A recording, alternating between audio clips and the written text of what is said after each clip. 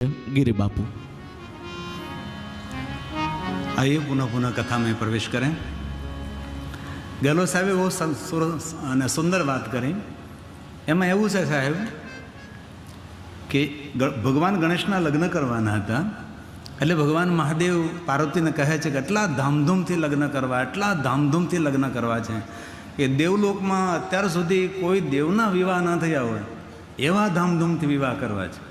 તો પાર્વતીએ કહ્યું મહાદેવને કે એટલી મોટી મોટી વાતો કરો છો તો પછી સોના ચાંદી હીરા મોતી બધું જ વ્યવસ્થા જોઈએ, તો તમારે જોલીમાં જે કંઈ હોય જોલી ખોલો તો આપણને ખબર પડે કે કઈ રીતે આપણે વિવાહ કરીએ, કેવી રીતે ઉત્સવ કરીએ। ભગવાન મહાદેવ કહે કે મારે જોલીમાં તો સોના ચાંદી હીરા મોતી નથી, ભસ્મ છે। તો ભસ્મથી શું થાય? કોઈના ઘરે જઈને કહીએ કે ભાઈ મારા દીકરાને તમે કન્યા આપો, મારા પતિની જોલીમાં ભસ્મ છે, તો એમ કોઈ કન્યા ન આપે। તેના માટે સંપત્તિ જોઈએ, વ્યવસ્થા જોઈએ, સુવિધા જોઈએ। તો ભગવાન મહાદેવે કહ્યું કે એક કામ કરો પાર્વતી, મારા મિત્ર કુબેરજી છે, ધનુષ મિત્રમ, જે ધનપતિ છે મારા મિત્ર છે, એમની પાસે તમે જાઓ, આપ છપટી ભસ્મ લઈને કુબેરને કહેજો કે આપ છપટી ભસ્મના બદલામાં સુવર્ણ આપે। પાર્વતી કહે કે અરે મહાદેવજી, છપટી ભસ્મના બદલામાં સુવર્ણ શું આવી શકે? અરે પણ તમે જાઓ તો સહી। હર પલ મહાદેવને આજ્ઞાનું અનુસરણ કરતા પાર્વતીજી આજ્ઞાનું ઉલ્લંઘન ન કરે, જે પ્રમાણે મહાદેવ કહે તે જ પ્રમાણે પાર્વતી કરનારા। હવે છપટી ભસ્મ લઈને પાર્વતીજી કુબેરજી પાસે જાય છે। કુબેરજીને કહે છે કે હે કુબેરજી, અમારા દીકરા ગણેશના લગ્ન અમારે કરવા છે, તેથી સુવર્ણની જરૂર છે, થોડી વ્યવસ્થા કરવાની છે। તેથી મહાદેવજીએ કહ્યું છે કે આ છપટી ભસ્મ છે તેના બદલામાં સુવર્ણ આપો। કુબેરજી અહંકારયુક્ત હસવા લાગે છે। અરે માં, આ જેટલું સોનું છે એ મહાદેવનું આપેલું છે, માં તમારે જેટલું જોતું એટલું સુવર્ણ અહીંથી લઈ જાઓ, મારું સુવર્ણ ભગવાન મહાદેવની સેવામાં સમર્પિત થશે તો મારું પણ અહો ભાગ્ય કહેવાશે। નહીં નહીં, એવી રીતના હું ના લઈ જાઉં, પણ મહાદેવજીએ કહ્યું છે કે આ સુવર્ણ, આ ભસ્મના વજન બરાબર મને સુવર્ણ આપો। આ ભસ્મનું જેટલું વજન થાય એટલું જ મને સુવર્ણ જોઈએ છે। કુબેર કે માં, આ તો ભસ્મ, ચપટી ભસ્મમાં સુવર્ણ કેટલું આવે માં? કાંઈ ના આવી શકે। આ બધું આપનું છે માં, તમે લઈ જાઓ પ્રસાદ સ્વરૂપે, ભગવાન શિવજીની સેવામાં સમર્પિત કરો। પાર્વતી કે નહીં, મારા પતિની આજ્ઞાનું ઉલ્લંઘન હું ન કરું, મને છપટી ભસ્મના બદલામાં જ સુવર્ણ જોઈએ છે। હવે નાનકડા એવા ત્રાજવાન તોલા લાવ્યા, જે સુવર્ણ જોખવાના તોલા હોય બધા સોની લોકોને ત્યાં, માખીનું પણ વજન થઈ જાય એટલા એકદમ મુલાયમ એ ત્રાજવા હોય, તોલા હોય। કુબેરજી નાનકડા એવા ત્રાજવા લાવ્યા, એક બાજુ ભગવાન મહાદેવની આપેલી છપટી ભસ્મ મૂકી, બીજી બાજુ કુબેરજીએ એક નાનકડો એવો માખીના ટાંગા જેટલો સોનાનો ટુકડો મૂક્યો।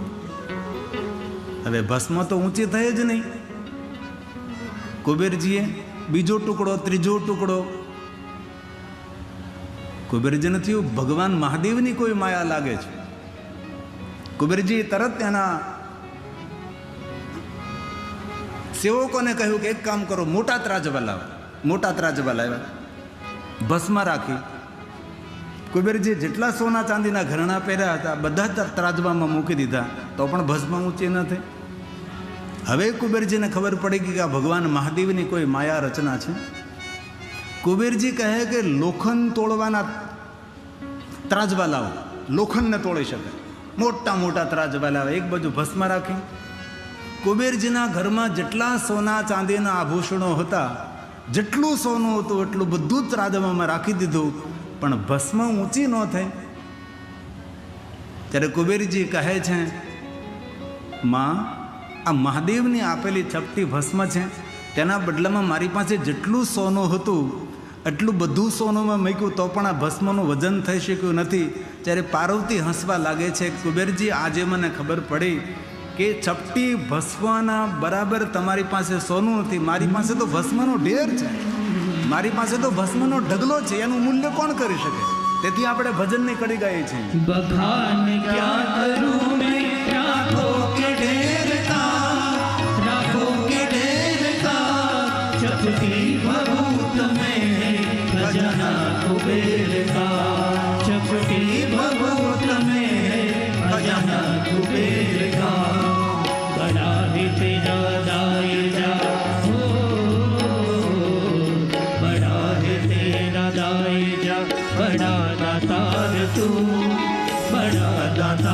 तू आयो शरण की हार प्रभु तार तार तू आयो शरण की हार प्रभु तार तार तू कैलाश के निवास नम बार बार हूँ नम बार बार हूँ आयो शरण की हार प्रभु तार तार तू आयो शरण की हार प्रभु तार तार तू आयो शरण की हारी प्रभु तार तार तू ભગવાન મહાદેવની માયા અદ્ભુત અને અલૌકિક છે. પૂજિતાભ્યામ પિતૃભ્યામ પરમાનંદ એ વહી પરમાનંદ લાભાર્થે શિવલિંગ પ્રપૂજ્યતે. ભગવાન મહર્ષિ વેદવ્યાસજી શિવ મહાપણ અંતર્ગત કહે છે કે જે મનુષ્ય ભગવાન મહાદેવના નિરાકાર લિંગ સ્વરૂપનું પૂજન કરે છે તે માનવને આનંદ નહીં પરમ આનંદની પ્રાપ્તિ થાય છે. નિત્ય નિત્ય મહાદેવને જે પૂજા કરે છે કૃપાધિક્યમ વર્ધતે. રોજ રોજ દિન પ્રતિદિન તેના પર ભગવાનની કૃપા बढ़તી રહે છે. ભગવાન મહાદેવજી એટલા દયાળુ દેવ છે કે થોડી ભક્તિ કરવાથી થોડી ઉપાસના કરવાથી થોડી સાધના કરવાથી જલ્દી પ્રસન્ન થનારા કોઈ દેવ હોય તો ભગવાન મહાદેવ છે. આપણા ગામની અંદર શિવાલય હોય તો જરૂર પ્રાતકાલે મહાદેવનું દર્શન કરવા જવું જોઈએ. પ્રાતકાલે શિવ દ્રષ્ટવા નિશી પાપ વિનિશ્યતિ. જે કોઈ પ્રાતકાલે મહાદેવનું દર્શન કરે છે નિશીનો અર્થ થાય રાત્રિ. રાત્રિમાં કરેલા પાપોમાંથી મનુષ્ય મુક્ત બને છે. આ ભગવાન વ્યાસના વચનો છે. શિવ મહાપડ ગ્રંથનો એક એક શ્લોક મહાદેવની વંદના છે. શિવ મહાપડ ગ્રંથનો એક એક શ્લોક માણસને પુણ્ય આપે પ્રફુલ્લિતતા આપે છે. આ ભગવાનની વંદના છે. ભગવાન વ્યાસજીના વચનો છે. ભગવાન બોલે છે પ્રાતઃ કાલ શિવં દ્રષ્ટવા નિશી પાપ વિનશ્યતિ આજન્મ કૃતં મધ્યાહ્ને. જે કોઈ મધ્યાહ્ને મહાદેવનું દર્શન કરે છે આખા જન્મોના પાપમાંથી મુક્ત બને છે. કેટલી સુંદર વાત છે. પ્રાતકાલે શિવનું દર્શન કરીએ તો રાત્રિના પાપોમાંથી મનુષ્ય મુક્ત થાય. મધ્યાહ્ને મહાદેવનું દર્શન કરીએ તો પૂરા જન્મના પાપો, પાપ એટલે નેગેટિવિટી, નકારાત્મક વૃત્તિ, નકારાત્મક વિચારધારા, નકારાત્મક વ્યવહાર અને કે ભાઈ પાપ વૃત્તિ. જે માણસ સકારાત્મક છે, સારું વિચારે છે, સારું કરે છે, સારા કાર્યો કરે છે એ પુણ્ય છે. પાપ ને પુણ્ય કોઈ રંગ, કોઈ કલર, કોઈ આકાર નથી. જીવનને સમજવા માટે આપણા શાસ્ત્રોએ બે શબ્દો આપ્યા છે, પાપ અને પુણ્ય. નકારાત્મક પ્રવૃત્તિ, નકારાત્મક વૃત્તિ, તિરસ્કાર ભરેલો ભાવ, એને આપણા ઋષિમુનિઓ પાપકર્મ કહે છે.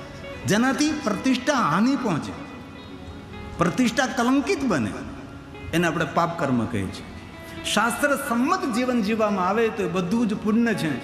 શાસ્ત્ર વિરુદ્ધનું આપણે જીવન જીવીએ એ બધા જ પાપકર્મો કહેવાય. અને પાપકર્મો હંમેશા દુઃખ આપે, પડતી. સાહેબ તમારે મિટિંગમાં જવાનું છે? ભલે. ખૂબ તાલી વડે અમારા ગહેલો સાહેબને વધાવીએ. ભલે સાહેબ, પુનઃ પુનઃ પધારજો. ખૂબ ખૂબ ધન્યવાદ. અને જે કોઈ સંધ્યા સમયે શિવનું દર્શન કરે છે, આ 3 સમય મહાદેવનું દર્શન કરવાનો મહિમા છે. ભલે આપણે 3 સમય દિવસમાં શિવાલય ન જઈ શકીએ, પણ એકવાર જાઓ. એકવાર ન જઈ શકે તો 7 દિવસમાં એકવાર જાઓ. સોમવાસરે નિશી ભોજનમ.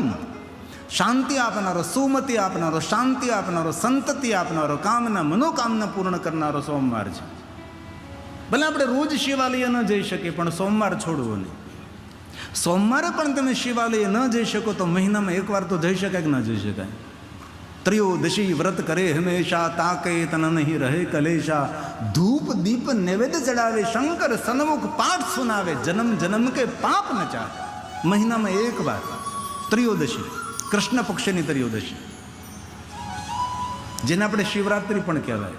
પ્રદોષ પૂજા, બીજાના દોષ ન જોઈએ એને મોટામાં મોટી પ્રદોષ પૂજા કહેવાય. કોઈને દોષિત ન ઠહેરાવીએ એને પ્રદોષ પૂજા કહેવાય. જરૂર પ્રદોષ પૂજાનું વિધાન છે. ત્રયોદશી પૂર્ણ થતી હોય, ચતુર્દશીનો પ્રારંભ થતો હોય, બંને તિથિનું મિલન હોય, આને પ્રદોષનો સમય કહેવાય. એ વાત યાદ ન રહે એ પંચાંગ અનુસાર ખબર ન પડે તો કૃષ્ણ પક્ષની ત્રયોદશીના દિવસે સંધ્યા સમય એ પ્રદોષનો સમય કહેવાય. એ પણ ન સમજ પડે તો કૃષ્ણ પક્ષની ત્રયોદશીના દિવસે સવારમાં બીજ ચંદ્ર દેખાય. એ ચંદ્રની ઉપસ્થિતિમાં મહાદેવની પૂજા કરવી, મહાદેવનું દર્શન કરવું એ પણ પ્રદોષ દર્શન કહેવાય, પ્રદોષ પૂજા કહેવાય. અને ક્યારે ભાગ્ય જોગે જો મહાશિવરાત્રિના દિવસે ચંદ્ર દર્શન થઈ જાય, મહાશિવરાત્રિના દિવસે ચંદ્ર દર્શન થાય જ નહીં, પણ જો મહાશિવરાત્રિના દિવસે ચંદ્ર દર્શન થાય તો ચંદ્ર દર્શન નથી, ચંદ્રેશ્વર મહાદેવનું દર્શન છે. ક્યારે અવસર મળે મહાશિવરાત્રિના દિવસે સવારમાં શુક્લ પક્ષની દ્વિજ એ 5:30-6 વાગે દેખાય, પરંતુ કૃષ્ણ પક્ષની બીજ એ સવારમાં દેખાય છે. જ્યારે સવારમાં પ્રાતકાલ બ્રહ્મ મુહૂર્તે ચંદ્રની ઉપસ્થિતિમાં એકદમ પતલો ચંદ્ર હોય, એ ચંદ્રની ઉપસ્થિતિમાં શિવની પૂજા કરી લેવી એને પણ પ્રદોષ પૂજા કહેવાય છે. ને મોટામાં મોટી પ્રદોષ પૂજા એક જ સમજવી કે કોઈના દોષ ન જોવા, કોઈને દોષિત ન સમજવો, આ મોટામાં મોટી પ્રદોષ પૂજા છે. આપણી જાતના દોષને જોવાનો પ્રયાસ કરીએ, બીજાના દોષ જોવાની કોઈ જરૂર નથી. તેથી 3 સમય મહાદેવનું દર્શન કરવાનો મહિમા શિવ મહાપણ અંતર્ગત છે. ભગવાન વ્યાસ બોલે છે, પ્રાતઃકાલે શિવં દ્રષ્ટા નિશી પાપ વિનશ્યતિ આજન્મ કૃતં મધ્યાહ્ને સાયાને શતાનિ. સંધ્યા સમયે તો કહ્યું સાયાની શતાનિ. 7 જન્મોમાંથી સંધ્યાનો દેવ મહાદેવ છે. જીવનની સંધ્યા મંગલમય બનાવ્યું હોય તો જીવનની સંધ્યા એટલે શું? વૃદ્ધાવસ્થા, બુઢાપો, જર્જર શરીર. સંધ્યા પછી સૂર્ય અસ્ત થાય. આપણી વૃદ્ધાવસ્થા આવી ગઈ છે તો ધીરે ધીરે સૂર્ય અસ્ત થશે. તેથી જીવનની સંધ્યા મંગલમય બનાવ્યું હોય તેને સંધ્યા સમયે કોઈ પણ સ્થિતિમાં ભગવાન શિવનું ધ્યાન કરો. સંધ્યાના કોઈ દેવ હોય તો ભગવાન મહાદેવ છે. જીવનની સંધ્યા એટલે વૃદ્ધાવસ્થા, બુઢાપો, જર્જરિત શરીર, એકદમ થોડો સમય આપણી પાસે, એમાં વ્યર્થ વાતો, વ્યર્થ પ્રવૃત્તિ, વ્યર્થ વાર્તાલાપ ન કરે. તેમાં થાય તેટલું શેષ જીવનમાં વિશેષ પ્રકારે ભગવાનનું ભજન કરી લેવાય છે. અને જો કોઈ 3 સમય મહાદેવનું દર્શન કરે, કેટલી સુંદર વાત કરી. મેરુ કાંચન દતાનમ. ક્યારેય પ્રશ્ન થાય શિવાલય શા માટે? શિવાલય જવાથી મન પ્રફુલ્લિત થાય, મન આહલાદિત થાય, મન આનંદિત થાય, મન હળવું ફૂલ બની જાય. જે જતા ન હોય તેને ન સમજાય.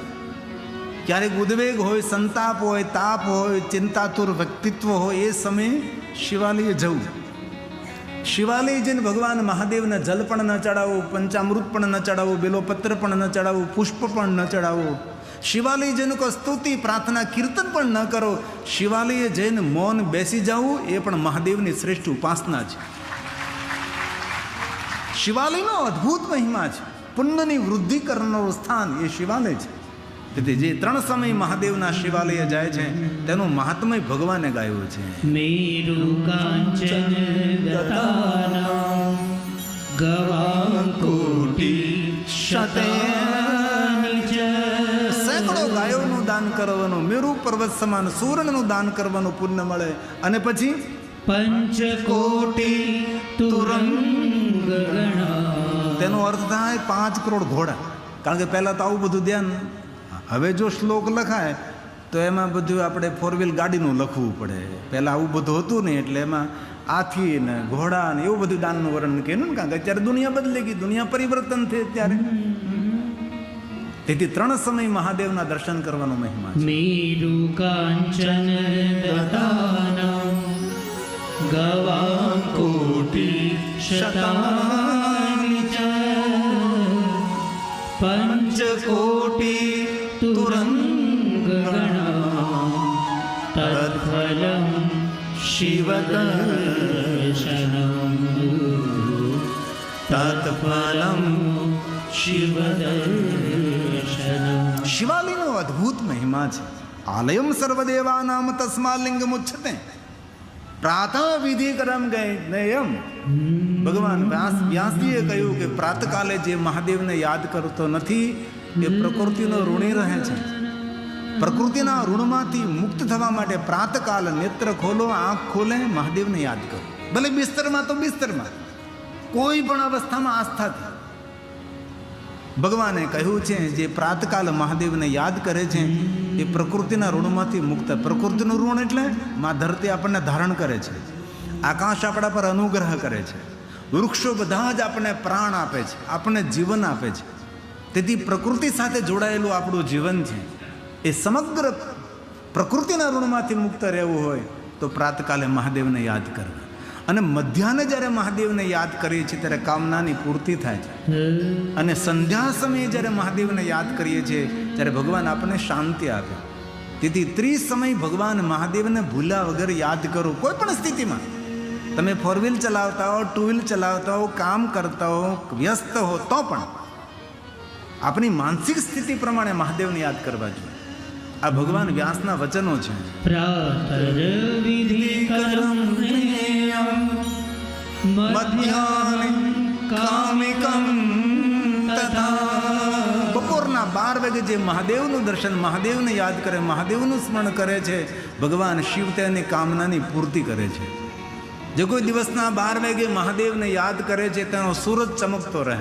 ધન, સંપત્તિ, વૈભવ, પ્રતિષ્ઠા, જ્ઞાન, વિદ્યાનો સૂર્ય તેનો ચમકતો રહે છે.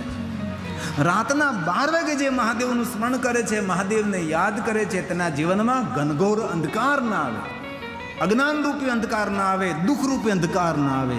તેથી આપણા મહાદેવના શિવાલયમાં બપોરે 12 વાગે પણ આરતી પૂજા કરવામાં આવે છે, ને રાત્રિના 12 વાગે પણ આરતીની પૂજા કરવામાં આવે છે. 24 કલાક જાગૃત રહેનારો દેવ એ ભગવાન શિવ છે. તેથી ભગવાન બોલ્યા છે પ્રાતર્વિધિ કરમ જ્ઞેયં મધ્યાહ્નં કામિકં તથા સાયાહ્ને શાંતિકં જ્ઞેયં રાત્રાવપી તથૈવ. શું કહ્યું? રાત્રિના સમયે અલગ અલગ પ્રહરે પૂજા કરવાનું અદ્ભુત પુણ્ય છે. રાત્રાવપી તથૈવ. પણ કલયુગમાં લાખ પૂજા કરો, જીવન પર્યંત શિવાલયમાં બેઠા રહો, પણ જ્યાં સુધી આપણા કર્મોને આપણે બદલશું નહીં ત્યાં સુધી કલયુગમાં કોઈને સુખ નહીં મળે. આ ભગવાનના વચનો છે.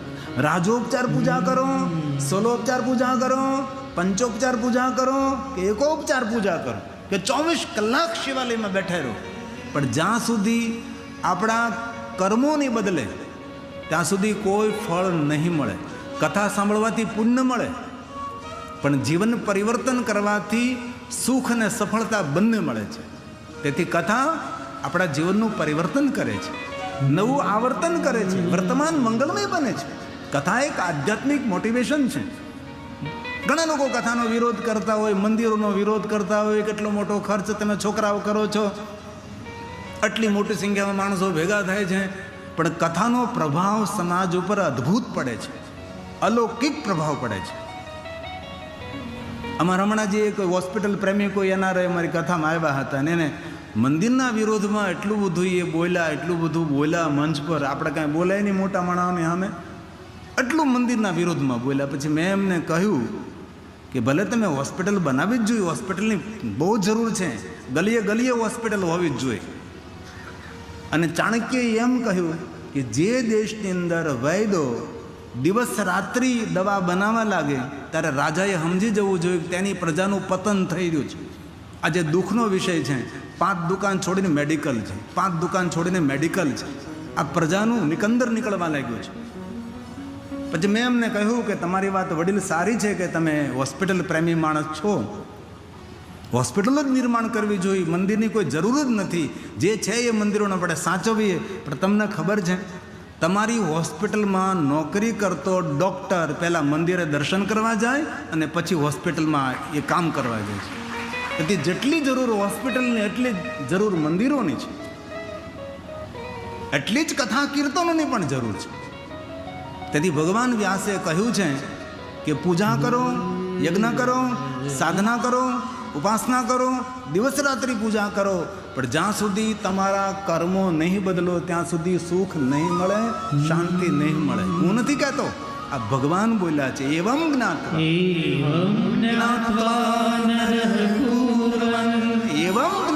નર કુર્વન.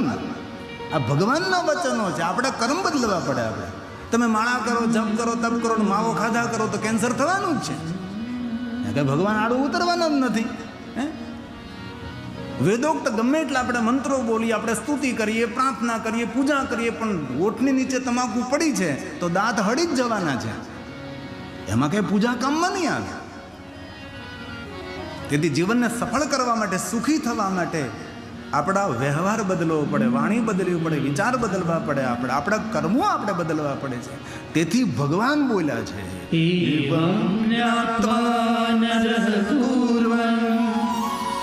યથોક્ત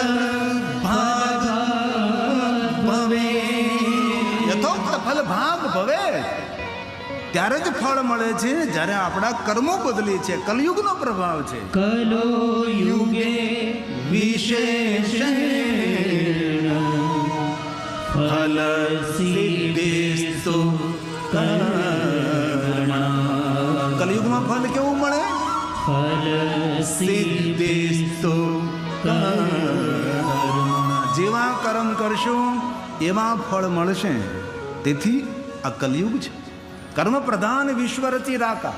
ભગવાને જ્યારે જગતનું સર્જન કર્યું, થોડી વાર પહેલા મેં કહ્યું ને કે રુદ્રદેવે બ્રહ્માજીને એમ કહ્યું કે બ્રહ્માજી તમે સુંદર સૃષ્ટિ બનાવી, પણ તમે કોઈને સુખી નહીં કરી શકો, તમે કોઈને દુઃખી નહીં કરી શકો.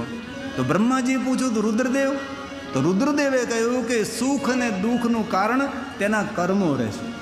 જેવા આપણા કર્મો એવા સુખ અને દુઃખ. એ જ વાત રામચરિત માનસ તુલસી ગોસ્વામીજી કર્મ પ્રધાન વિશ્વ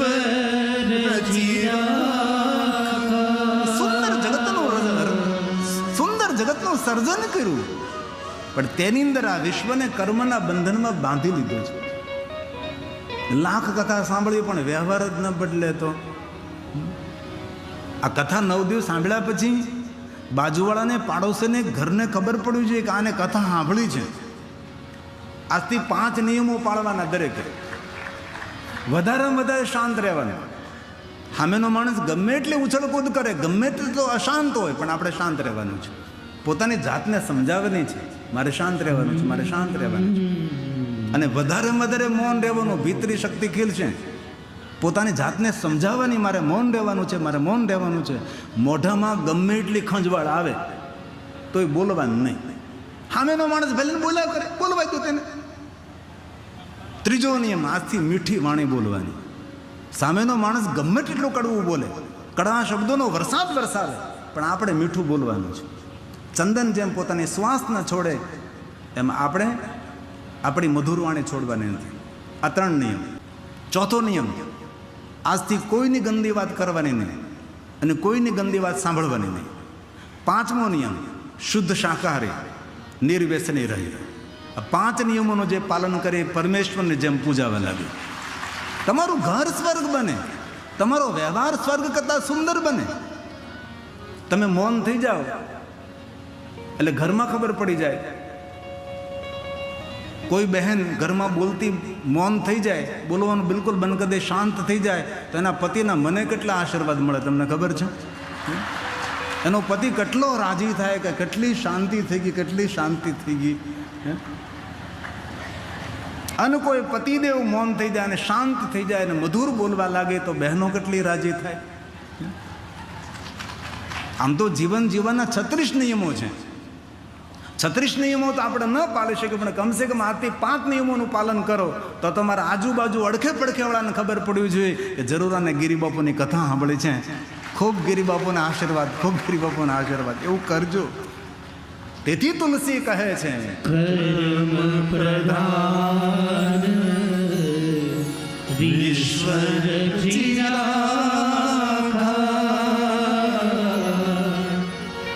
જો જસ કરીસો તસો ફલ ચાખા.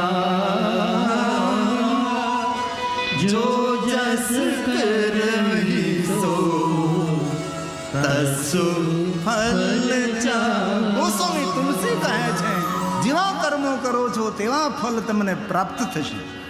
સકલ પદાર્થ હે જગમાં.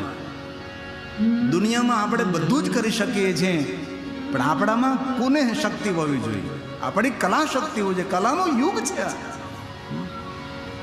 મેં થોડી વાર પહેલા કહ્યું તો ગરીબ પરિવારમાં જન્મ થવો એક પ્રાકૃતિક ઘટના છે, પણ એ જ ગરીબાઈમાં દુઃખી થઈને મરી જવું એના ગુનેગાર આપણે છીએ. તનતોડ મહેનત, કઠોર પુરુષાર્થ, લક્ષ્ય સાથે પુરુષાર્થ, દિશા સાથે પુરુષાર્થ, માર્ગદર્શન સાથે પુરુષાર્થ, નિત્યમતા સાથે પુરુષાર્થ. તેથી તુલસી કહે છે સકલ પદાર્થ હે જગમાં. તમે ધારો તે કરી શકો છો. તમે ધનપતિ બની શકો તો એક દિવસમાં નહીં. જેવી રીતે પહાડ ચડીએ, એક પગથિયું ચડતા ચડતા ચડતા શિખર સર કરી જાય. એક દિવસમાં કોઈ ધનપતિ નથી બનતા, એક દિવસમાં કોઈ મોટા માણસ નથી બોલતા.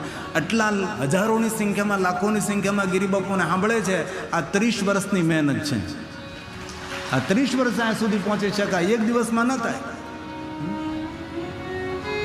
બે શ્રોતાઓ વચ્ચે કથા કરવાની શરૂઆત કરાવો ને પછી ધીમે ધીમે ધીમે એક દિવસમાં આ માહોલ ઊભો ન થાય. આના માટે જિંદગી સમર્પિત કરવી પડે. તેથી ધનપતિઓની કોઈ દી ઈર્ષા ન કરવી. જો ધનપતિ થવું હોય તો ઉદ્યોગપતિની કોઈ દી ઈર્ષા ન કરવી, કારણ કે તે મહેનત, પુરુષાર્થ, લગન, તેની પવિત્રતા, તેની પ્રમાણિકતા, આ બધા સદગુણો તેની અંદર હોય છે. ત્યારે આ માણસો પ્રતિષ્ઠિત, જ્યેષ્ઠી, શ્રેષ્ઠી લોકો બનતા હોય છે. ત્યારે આ બધા મહાનુભાવોના સન્માન થાય. આળસુ માણસોને એક પણ અપેક્ષા પૂરી ન થાય. આળસ શેતાનનું ઘર છે. આળસ મૃત્યુનું કારખાનું છે. જે સવારમાં વહેલો ઉઠીને સૂર્યનારાયણનું સ્વાગત કરે ને, દુનિયા એનું સ્વાગત કરવા માટે ઊભી રહે છે. તેથી તુલસી કહે છે સકલ પદાર્થ હે જગમાં. કોઈ કામ નાનું નથી, કોઈ કામ નાનું નથી. ડિગ્રીના કાગળિયા હાથમાં લઈને બેસવું ન રહેવાય, ડિગ્રીની ફાઇલો લઈને ઘરમાં બેઠા ન રહેવાય. જે કામ હાથમાં આવે એ કામને શરૂ કરી દેવાય. કામ કરતા કરતા ધીરે ધીરે ધીરે આગળ વધાય. તેથી યુવાનો ખૂબ મહેનત કરો, ખૂબ પુરુષાર્થ કરો. 35 થી 40 વર્ષમાં પૈસા અને પ્રતિષ્ઠા બંને આપણી પાસે હોવું જોઈએ. ભલે પૈસા ઓછા હોય પણ પ્રતિષ્ઠા તો સમાજમાં હોવી જ જોઈએ. આપણો પડ્યો બોલ જિલ્લા તો હોવો જોઈએ. ઘરમાં, સમાજમાં, પરિવારમાં 5 માણસો બેઠા હોય, આવો ભાઈ, આવો ભાઈ, આવો. આને જીવન કહેવાય. કર્મહીન માણસ કાંઈ ન કરી શકે. તુલસી કહે છે કર્મહીન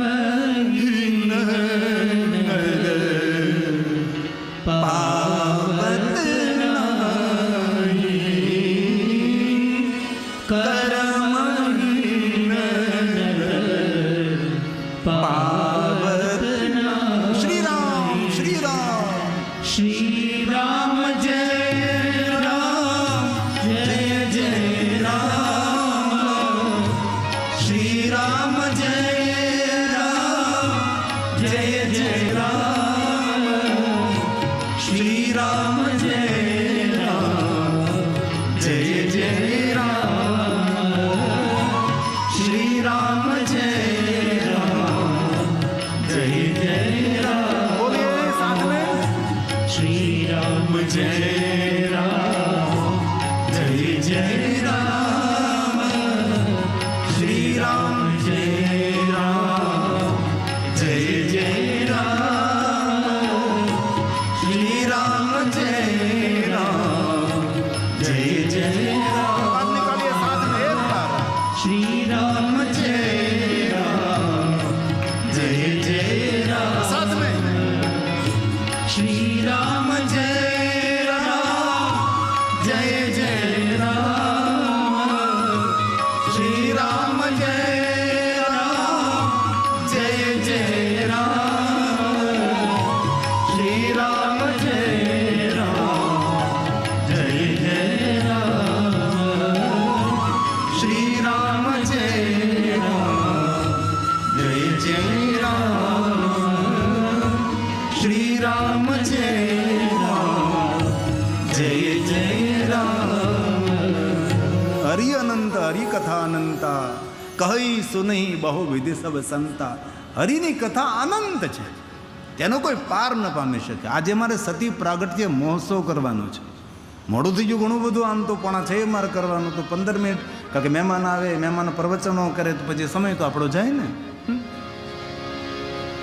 તો થોડી મિનિટોમાં સતી પ્રાગટ્ય મહોત્સવ કરીએ.